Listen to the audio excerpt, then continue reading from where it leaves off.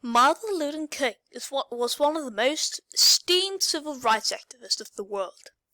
He was especially known for his work in America, where he pushed for a lot of reform for black rights. He was born in 1929 to a very religious family.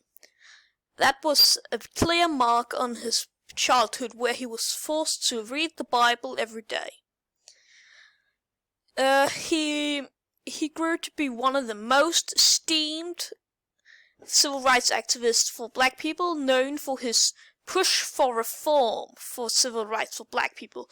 That includes voting rights and other rights, like the ability to sit down in the bus and not sit down in the back of the bus.